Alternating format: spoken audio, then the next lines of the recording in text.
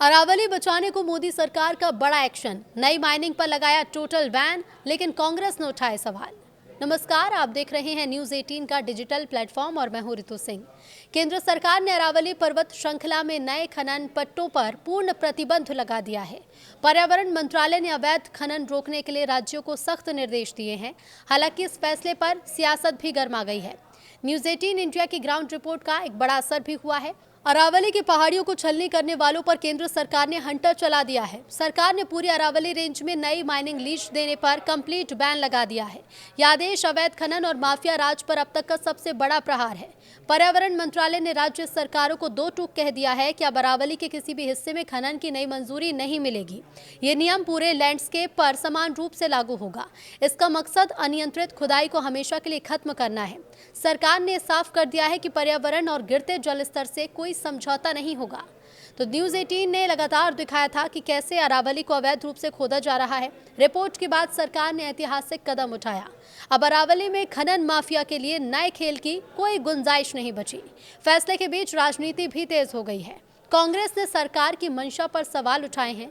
पूर्व पर्यावरण मंत्री जयराम रमेश ने आरोप लगाया है कि सरकार अरावली की परिभाषा बदलकर लोगों को गुमराह कर रही है। एक तरफ सरकार माइनिंग रोक रही है तो दूसरी ओर विपक्ष का कहना है कि सरकार की नीतियां ही स्पष्ट नहीं है। केंद्रीय पर्यावरण, वन और जलवायु परिवर्तन मंत्रालय ने सभी संबंधित राज्यों को निर्देश जारी कर दिए हैं। आदेश के मुताबिक अरावली के पूरे लैंडस्केप में किसी भी नए खनन पट्टे को मंजूरी नहीं दी जाएगी। इसका मकसद अरावली को एक निरंतर भूवैज्ञानिक रिज के रूप में बचाना है। सरकार ये चाहती है कि दिल्ली एनसीआर से गुजरात तक फैली ये पर्वत श्रृंखला टूटे नहीं। अवैध और अनियंत्रित खनन से इसे काफी नुकसान पहुंचाया है। सरकार ने साफ किया है कि प्रतिबंध पूरे क्षेत्र पर लागू समान रूप से होगा, यानी अब पहाड़ों को चीर कर नए खदान बनाने की इजाजत नहीं मिलेगी। सिर्फ प्रतिबंध ही नहीं बल्कि मंत्रालय ने Indian council of forestry research and education को एक बड़ी जिम्मेदारी सौंपी है। पूरे अरावली क्षेत्र में ऐसे अतिरिक्त इलाकों की पहचान अब करनी होगी जहां खनन पूरी तरह से वर्जित होना चाहिए। ये काम इकोलॉजी और जियोलॉजी को ध्यान में रखकर किया जाएगा। ICFRE एक व्यापक और विज्ञान पर आधारित सस्टेनेबल माइनिंग मैनेजमेंट प्लान तैयार करेगा। इस प्लान में ये देखा जाएगा कि पर्यावरण कितना बोझ झेल सकता है। संवेदनशील इलाकों की पहचान की जाएगी। खास बात यह है कि इस प्लान को जनता के सामने भी रखा जाएगा ताकि लोग अपनी राय दे सकें। इसका मकसद उन जगहों को बढ़ाना है जहां खनन बिल्कुल नहीं हो सकता। लेकिन ऐसे में पुराने खदानों का क्या होगा? क्या वो चलते रहेंगे? तो देखिए, सरकार ने फिलहाल चल रही खदानों को तुरंत बंद करने का आदेश नहीं दिया, लेकिन उन पर लगाम जरूर कस दी है। आदेश में कहा गया है कि जो खदानें अभी ऑपरेशन में हैं, राज्य सरकारें वहां पर्यावरण के नियमों का सख्ती से पालन कराएंगी। सुप्रीम कोर्ट के आदेश के मुताबिक ही काम होगा। मौजूदा माइनिंग एक्टिविटीज पर अतिरिक्त प्रतिबंध लगाए जाएंगे ताकि पर्यावरण को कम से कम नुकसान हो। सरकार का दावा यह है कि वो अरावली के इकोसिस्टम को बचाने के लिए प्रतिबद्ध है, क्योंकि ये रेगिस्तान को बढ़ने से रोकता है और वाटर रिचार्ज में मदद करता है। सरकार के इस फैसले के बाद कांग्रेस महासचिव जयराम रमेश ने मोर्चा खोल दिया है। उन्होंने पर्यावरण मंत्री भूपेंद्र यादव पर जनता को गुमराह करने का आरोप लगाया।